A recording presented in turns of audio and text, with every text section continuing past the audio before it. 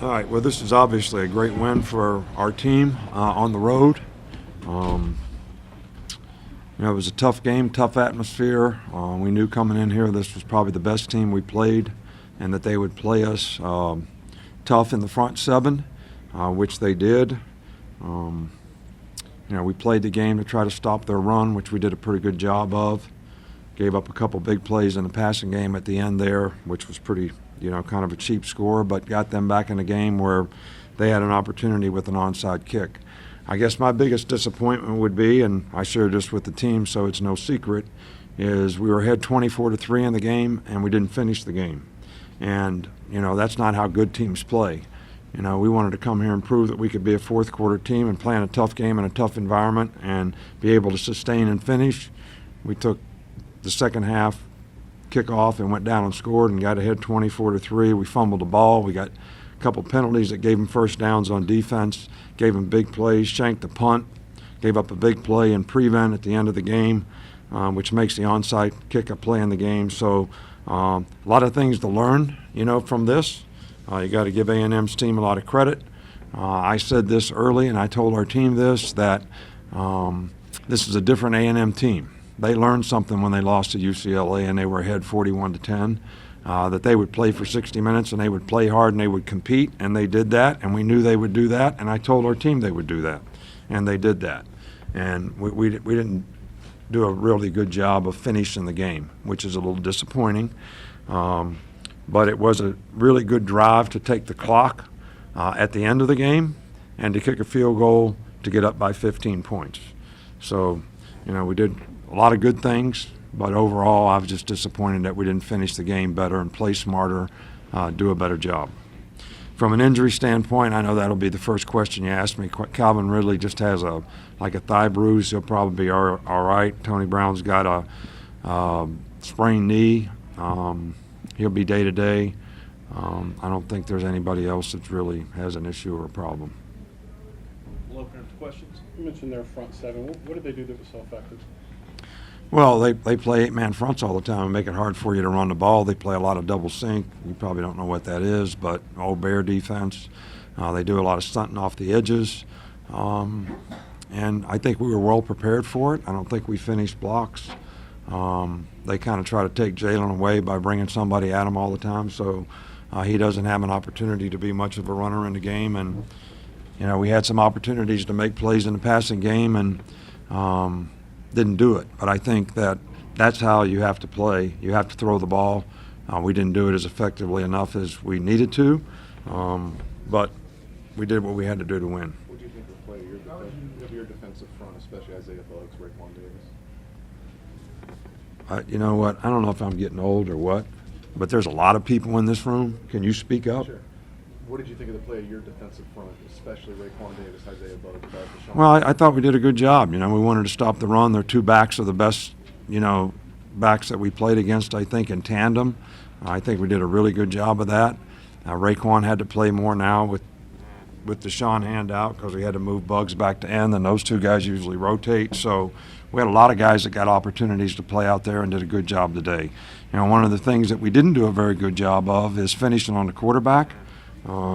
He made 2 touchdowns on scramble plays where we should have had the guy sacked and weren't able to finish. So that's something that we definitely need to do a better job of. But I thought Raekwon did a really good job today.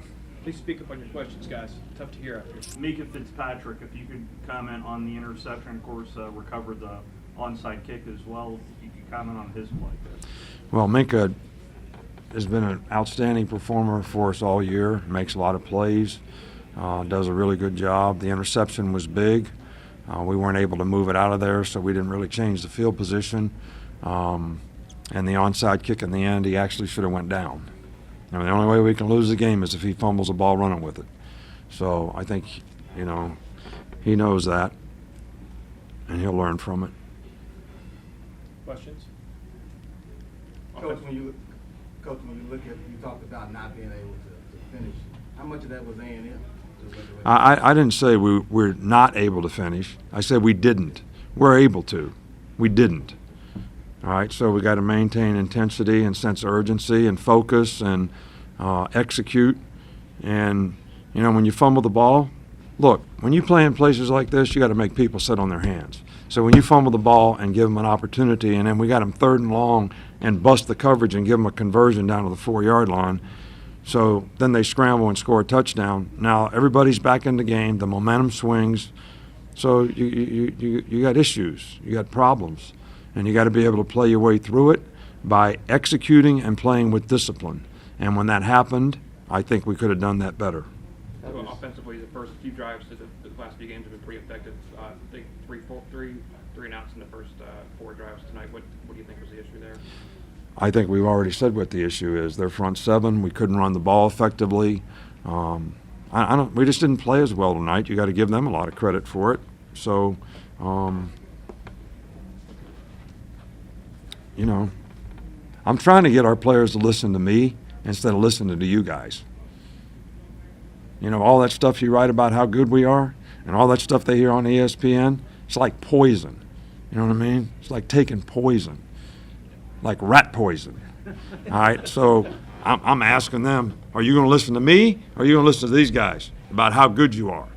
All right, just like your question right now, we get stopped 3 out of 4 times, like that's a bad thing? We're not going to beat everybody 66-3. Couple more. How much was that the emphasis this week? I'm sorry? How much was that the emphasis this week, downplaying some of the lopsided scores recently to show your team what A&M is capable of? Well, I did the best I could, and I think we played fairly well in the game to 24-3.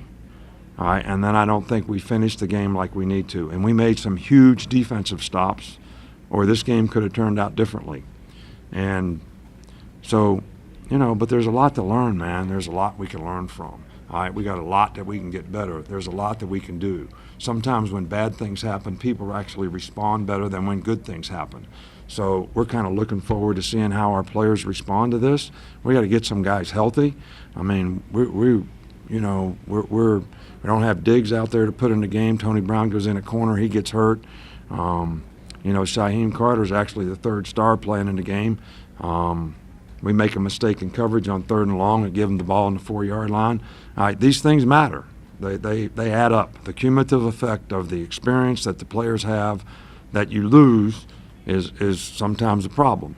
So when we have a chance to prepare them all week, they have a better chance to do better. I have confidence in the players, but I just like to be able to prepare them a little bit better.